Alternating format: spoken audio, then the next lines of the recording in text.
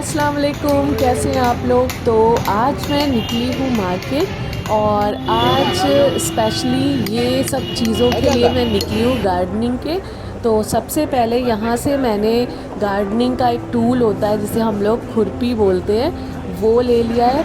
और उसके बाद मैं यहाँ पे आ गई हूँ सीड्स की शॉप पे।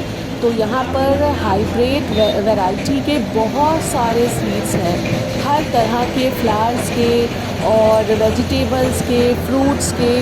तो बहुत ही अच्छी एक शॉप मुझे मिल गई है और हर तरह का फर्टिलाइज़र भी यहाँ पर अवेलेबल है। तो यहाँ पर मैंने सबसे पहले लिए हैं कुछ वेजिटेबल्स के सीड्स और बहुत सारा फर्टिलाइज़र। तो यहाँ पे रास्ते में मुझे मिल गई, ये देखिए कितनी क्यूट क्यूट सी फ्रॉक्स है बच्चों की।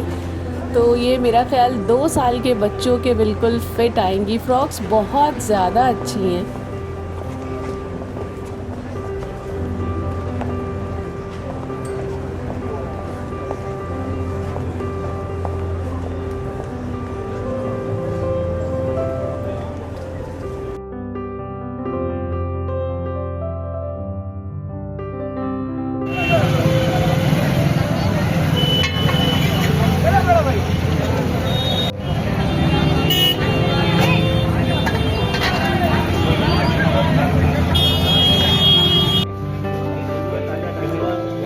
किसी उत्सव या त्योहार की देवी प्रसाद वरनालाल मेन मार्केट।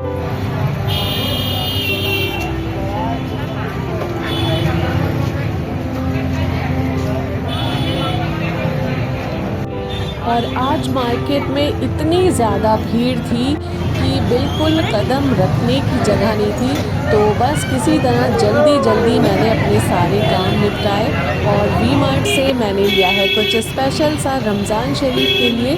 तो घर जाके इंशाल्लाह आप लोगों से मैं वो भी शेयर करूँगी। तो बस ये देखिए रात हो गई है सामान ख़रीदते ख़रीदते। तो बस घर चलते हैं और आप लोगों से शेयर करती हूँ कि मैंने किन किन वेजिटेबल्स के सीड्स लिए हैं, कौन सा फर्टिलाइज़र लिया है और क्या एक स्पेशल सा लिया है मैंने रमज़ान शरीफ के लिए। तो ये देखिए ये हो चुका है नेक्स्ट डे और मेरे अंदर के गार्डन में जो इंडोर मैंने छोटा सा क्रिएट किया है गार्डन, उसमें बर्ड्स आती हैं तो बहुत अच्छा लगता है। यहाँ पे ये खुरपी का बहुत ज़्यादा काम होता है गार्डनिंग में, तो ये बहुत ज़्यादा ज़रूरी है। और यहाँ पे मैंने तुरई के सीड्स लिए हैं और ये खीरे के सीड्स लिए हैं। ये सारे सीड्स हाइब्रिड हैं। तो आप जब भी वेजिटेबल ग्रो करिए तो मेक श्योर कर लीजिए कि सीड्स जो हैं वो हाइब्रिड होने चाहिए। और ये पम्पकिन है कद्दू के। तो ये सारी सब्ज़ियां मैं उगाऊंगी इंशाल्लाह और आप लोगों के साथ भी टाइम टू टाइम मैं शेयर करती रहूँगी। तो ये थे करेले के सीड्स और नेक्स्ट आ रहे हैं ये लौकी के सीड्स।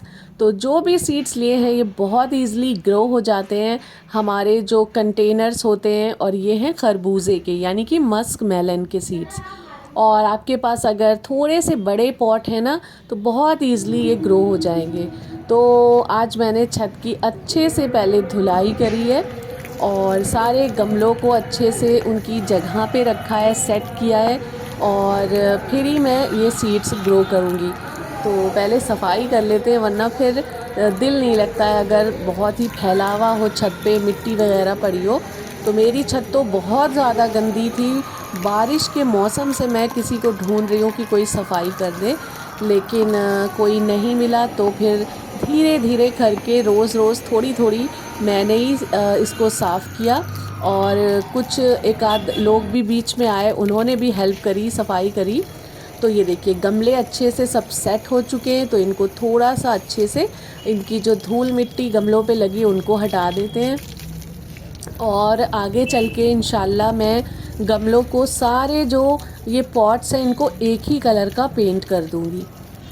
और ये मेरे गमले बहुत ही पुराने हैं और बहुत अच्छी क्वालिटी के, बहुत अच्छे बने हैं क्योंकि मैं इनको लगातार इधर से उधर करती रहती हूँ, कभी इधर रख देती हूँ कभी उधर, लेकिन माशाल्लाह से बहुत कम टूटते हैं।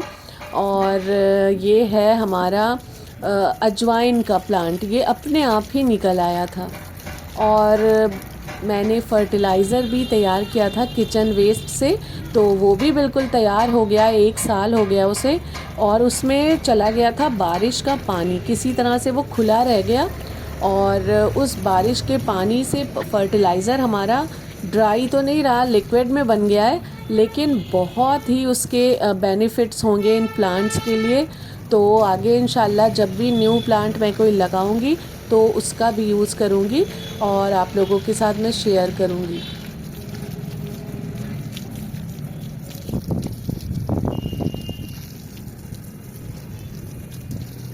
और ये एक बहुत ही बड़ा सा मेरा फ्लावरिंग प्लांट है, इस वक्त मुझे इसका नाम नहीं याद आ रहा है, तो शायद नाग चंपा है इसका नाम। और इसमें देखिए मैंने देखा कि इसमें कल्ले आ रहे हैं तो मैंने फटाफट से इसमें भी पानी डाल दिया। और ये देखिए इस तरह से कुछ छत पे मैंने अपने जो गमले हैं वो रख दिए हैं। तो अब थोड़ी सी ये जो मेरी टेरेस है वो अच्छी लग रही है, साफ़ सुथरी। और ये बीच में जो टैंकी है ये मुझे बहुत खल रही है, इसको मैंने बीच से ये देखिए ऊपर से कट करा है नाइफ़ को गरम करके, और इसको भी मैं फर्टिलाइज़र के लिए तैयार करूँगी या फिर कोई प्लांट लगा दूँगी। तो ये बीच में रखी मुझे बहुत ज़्यादा खल रही है, इसको सबसे पहले मुझे हटाना है। और अब नीचे चलते हैं और तैयारी करते हैं सीडलिंग की, तो सीड्स लगाएंगे। तो उसके लिए मैं क्या करती हूँ, हमेशा से मैंने इससे पहले भी वेजिटेबल्स भी ग्रो किए हैं, फ्लावर्स भी बहुत सारे ग्रो करे हैं सीड से। तो इस तरह से मैं ये ग्लासेस ले लेती हूँ और इन पे नाम लिख लेती हूँ। तो इससे क्या होता है, आप कंफ्यूज नहीं होंगे कि किस ग्लास में कौन सा सीड उगा है। तो ये मिट्टी मेरे गमलों से निकली थी, इसको मैंने अच्छे से बिल्कुल फर्टिलाइज़र डाला है जो मैंने तैयार किया था किचन वेस्ट से। तो बस अब इस जो ये ग्लासेस हैं इसमें ये मिट्टी हमें भर लेनी है और फिर सीड्स लगाएंगे। तो इंशाल्लाह उम्मीद है कि 5 से 6 दिन में सीड्स बहुत अच्छे से ग्रो हो जाएंगे। तो ये देखिए इस तरह से बस ये डिस्पोज़ल जो ग्लासेस होते हैं ये लेने हैं और इसमें किचन वेस्ट और अपने गार्डन की सॉइल को मिक्स करके भर लेना है। और नाम आपको ज़रूर लिखना है, इससे आप कंफ्यूज नहीं होंगे। अगर फ़र्स्ट टाइम आप लगा रहे हैं ना, तो सारे जब छोटे छोटे प्लांट्स निकलते तो वो एक से ही लगते हैं। मुझे तो खैर नॉलेज है, मैं एक बार और पहले वेजिटेबल्स भी ग्रो कर चुकी हूँ तो अंदाज़ा है, लेकिन फिर भी मैंने नाम लिख लिया है। तो बस इस तरह से आप अपने सीड्स को निकालिए, और इसमें ज़्यादा होते हैं तो आपको जितने, ये बहुत अच्छी क्वालिटी के होते हैं हाइब्रिड, तो आप जितने लगाएंगे सीड्स सारे जर्मिनेट हो जाते हैं, ज़्यादातर मेरे तो हो जाते हैं। लेकिन आपको अगर 4 प्लांट चाहिए ना, तो आप कम से कम 8 बीज लगाइए अगर आप फर्स्ट टाइम लगा रहे हैं। तो हो सकता है एक आध आपका सीड जो है वो जर्मिनेट ना हो तो दूसरा हो जाएगा। तो आप इतनी मेहनत करें, इतने दिन वेट करें और फिर जर्मिनेशन अच्छे से प्रॉपर ना हो तो फिर बहुत ही ख़राब लगता है। तो ज़्यादा सीड्स लगाइए आप। और थोड़े मैंने रख लिए हैं, वो इंशाल्लाह मैं जून जुलाई में लगाऊंगी बारिश के लिए। और ये देखिए बस एक एक मैं लगा रही हूँ। एक जो आपका डिस्पोज़ल है उसमें एक सीड मैं लगा रही हूँ। और इस तरह से मैं एक जो बड़ा पॉट होगा, जब ये जर्मिनेट हो जाएंगे तो एक बड़े पॉट में मैं 2 या 3 बेल लगाऊंगी। तो फिर क्या होगा, हार्वेस्टिंग बहुत अच्छी इंशाल्लाह होगी। बस इसमें हल्का हल्का सा पानी डाल दीजिए। तो मैं तो ऐसे डाल रही हूँ, कोई बीच की मिट्टी अगर ऊपर से हट जाए तो उसको हल्का सा दबा दीजिए नीचे। लेकिन आप क्या करिए, जो छोटी पेप्सी वगैरह की बॉटल्स आती हैं उनके जो लिड होते हैं उस पर निडल सुई को गर्म करके छेद कर लीजिए और उससे डालिए, तो वो अच्छे से डलेगा। आपके सीड्स जो हैं उसके ऊपर से मिट्टी हटेगी नहीं। तो बस इसी तरह से सारे सीड्स लगा लेने हैं। आज मुझे ये काम हर हाल में निपटाना है।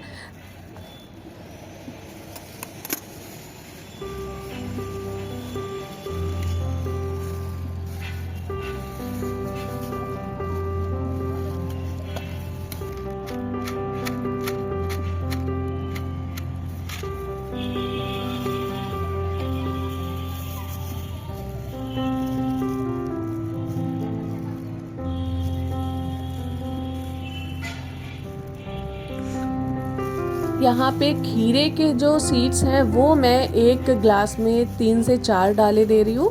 काफ़ी छोटे छोटे हैं ये। और इसी तरह मस्क मेलन के भी मैं डाल दूँगी 3 से 4। और मैंने ये भी किया है, जो मिट्टी अभी आपने देखी थी जो मैंने ग्लासेस में फिल करी है, बहुत सारी रखी थी, वहाँ पर भी थोड़े एक आध सीड्स डाल दिए हैं कि बाई चांस अगर ग्लास में नहीं जर्मिनेट हुए तो वहाँ तो 100% चांस है कि हो जाएंगे इंशाल्लाह। लेकिन ग्लासेस में भी होंगे। आप 4-5 दिन के बाद मैं आपसे ज़रूर शेयर करूँगी जब ये हो जाएंगे सीड्स। तो बस इस तरह से आपको करना है और इसको ऐसी जगह पे रखिएगा जहाँ पे सनलाइट बहुत ज़्यादा ना आए, लेकिन ऐसा भी ना हो कि बिल्कुल भी ना आए। तो ऐसी जगह चुन लीजिएगा जहाँ पे हल्की गर्माहट सी आए, सनलाइट आए, सुबह की 1-2 घंटे की आ जाए।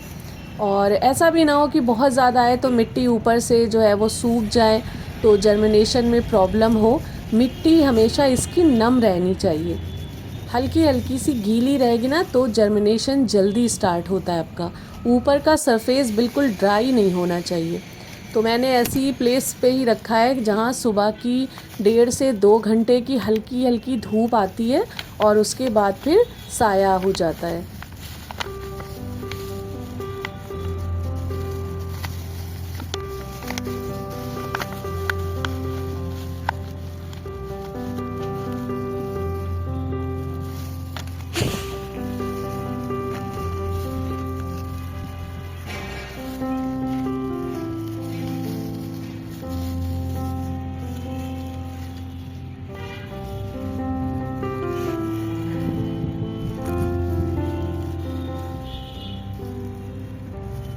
तो मुझे प्लांट से तो बहुत बहुत ज़्यादा लगाव है, बहुत ज़्यादा रिलैक्स मिलता है जब मैं प्लांटिंग करती हूँ। तो इससे पहले मेरा पूरा अच्छा सा टेरेस गार्डन मैंने क्रिएट किया था और किसी वजह से मैं थोड़ा बीमार हो गई और फिर जो मेरी एक हेल्पर थी वो भी चली गई। तो फिर अकेले इतना बड़ा टेरेस गार्डन मुझसे हैंडल नहीं हो रहा था और वो फिर धीरे धीरे पूरा ख़राब हो गया। तो अब मैं ये मेरा ख़्याल है 2 साल हो गए, हाँ 2 से भी ज़्यादा साल हो गए। तो दोबारा मैं कर रही हूँ और इस बार मैं सोच रही हूँ ज़्यादा वेजिटेबल्स ही मैं ग्रो करूँगी, तो कुछ थोड़ा बहुत फ़ायदा तो मिले। इतनी मेहनत और इतना मेहनत लगती है तो उसका थोड़ा सा फ़ायदा मिलना चाहिए। लेकिन बीच बीच फ्लावर्स के भी प्लांट या वाइन्स लगाना बहुत ज़रूरी है। क्या होता है कि पॉलिनेशन बहुत ही ईज़िली होता है अगर बीच बीच आपके फ्लावरिंग प्लांट भी लगे होंगे सब्जियों के या फलों के साथ। तो बीच बीच थोड़े आप फ्लावरिंग प्लांट्स भी लगाएं अगर आप टेरेस गार्डन क्रिएट कर रहे हैं। तो बस इस तरह से देखिए मेरे सारे जो सीड्स हैं वो लग चुके हैं। जो बाकी बचे हैं उसको मैं सील करके बहुत ही अच्छे से रखने वाली हूँ, क्योंकि जून जुलाई में मुझे फिर से लगाने हैं। और वो होती है बारिश की सीडलिंग और ये है गर्मियों की। तो ये फरवरी में आपको लगा लेने हैं। फरवरी में किसी भी टाइम आप लगा सकते हैं। तो इंशाल्लाह आपको 55 डेज़ में इसके जो वेजिटेबल्स हैं वो मिल जाएंगे। और मैंने एक बार ग्रो करे थे तो शिमला मिर्च हो गई, चुकंदर हो गई, मेथी, सोया और मटर फली, ये सब मैंने ग्रो करी थी, बहुत अच्छी ग्रो हुई थी। तो तब तो फ़र्स्ट टाइम वेजिटेबल्स की थी तो इतना ज़्यादा तजुर्बा भी नहीं था। तो अब इस बार मुझे काफ़ी एक्सपीरियंस भी है। तो कई चीज़ों को जो मैंने गलतियां की थी कई चीज़ों की, तो इस बार इंशाल्लाह वो गलतियां भी नहीं होंगी। तो रिज़ल्ट उम्मीद है कि अच्छा आएगा, बाकी तो फिर देखते हैं टाइम पे पता चलेगा। तो ये तुरई के सीड्स हैं।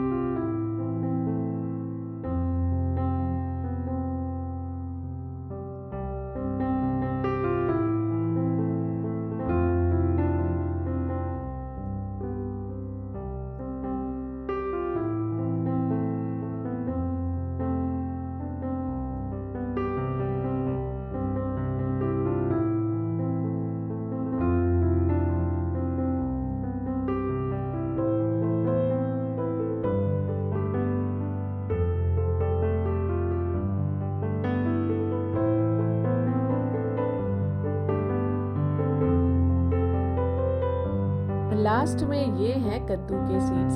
तो वी मार्ट से जो मैं रमज़ान शरीफ के लिए कुछ लाई हूँ वो इंशाल्लाह नेक्स्ट वीडियो में आप लोगों के साथ मैं शेयर करूँगी। तो बस सारे सीडलिंग हमारी हो चुकी है और अब आप लोगों से मैं शेयर करूँगी कि कितना टाइम लगा इसको जर्मिनेट होने में। तो बस ये वीडियो यहीं तक था और आप लोगों को कैसा लगा ज़रूर बताइएगा कमेंट सेक्शन में। मिलते हैं नेक्स्ट व्लॉग में, अपना ख्याल रखिए, अल्लाह हाफिज़।